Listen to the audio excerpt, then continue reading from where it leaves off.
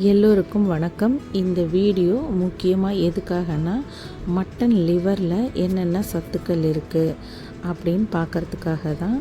நம்ம மண்ணீரலில் தான் அதிக சத்துக்கள் இருக்குது, ரத்தம் நம்ம உடம்புல ஊறும்னு சொல்லி அதை தேடி தேடி வாங்குவோம். அதே மாதிரி இதுலேயும் அதிக அளவு சத்துக்கள் இருக்குது இந்த ஈரல்லையும். இதுக்கு ரொம்ப வாஷ் பண்ணால் சத்துக்கள் எல்லாம் வீணாயிரும்.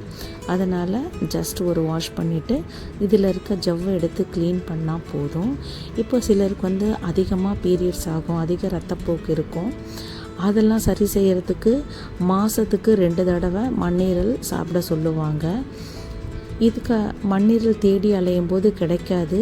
இந்த ஈரல்லையே அதிக அளவு சத்து இருக்கிறதுனால இதையே நம்ம வாங்கி சாப்பிடலாம். அதிக அளவு புரோட்டீன் இருக்குது, அயன் இருக்குது, vitamin B12, vitamin B, vitamin A, அப்புறம் காப்பர், ஜிங்க் இருக்குது.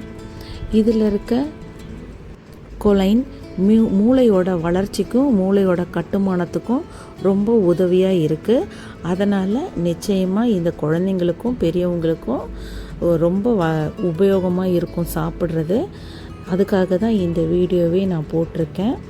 மிளகு 3 ஸ்பூனு, சீரகம் 2 ஸ்பூன் சேர்த்து நல்லா அரைச்சிக்கலாம். இந்த ஈரல் செய்கிறதும் ரொம்ப ஈஸி. கொஞ்சமாக வதக்கினா போதும். முட்டையை விட குறைவான அளவு நேரமே போதும். இது ஈஸியாக வெந்துடும். அதிகமாக வெந்ததுன்னா ரப்பர் மாதிரி ஆயிரும். நம்மளால் கடிக்கிறது ரொம்ப சிரமமாக இருக்கும், சத்துக்களும் வீணாயிரும்.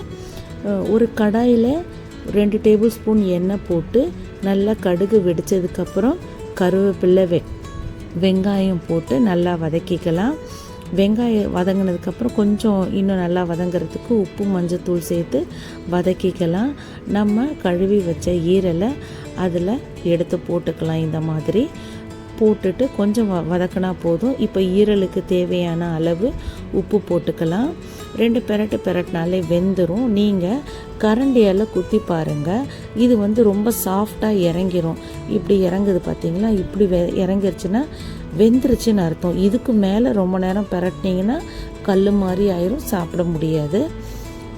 தேவையான அளவு மிளகுத்தூள் போட்டு நல்லா பெரட்டிக்கலாம். மிளகு சீரகம் அரைச்சி வச்சோம் இல்லையா, அது போட்டு பெரட்டி கொத்தமல்லி போட்டுக்கலாம். கொஞ்சம் கனமான வாணலியில் செய்யும்போது இன்னும் சீக்கிரமாகவே உங்களுக்கு வெந்துடும். சூடான சோறு போட்டு இதில் பரிமாறலாம். இரத்த சோகை இருக்கிறவங்க இனிமேல் இந்த ஈரலையும் சாப்பிடுங்க. இதில் என்னென்ன சத்துக்கள் இருக்குதுன்னு சொல்கிறேன் திரும்பவும்.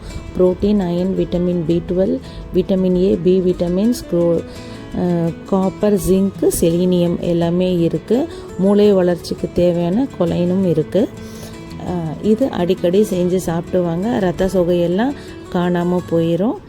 தேங்க்யூ ஃபார் வாட்சிங். சப்ஸ்கிரைப் ஃபார் இந்த மாதிரி ஹெல்த்தியான ஃபுட்டுக்கு சப்ஸ்கிரைப் பண்ணி பாருங்கள்.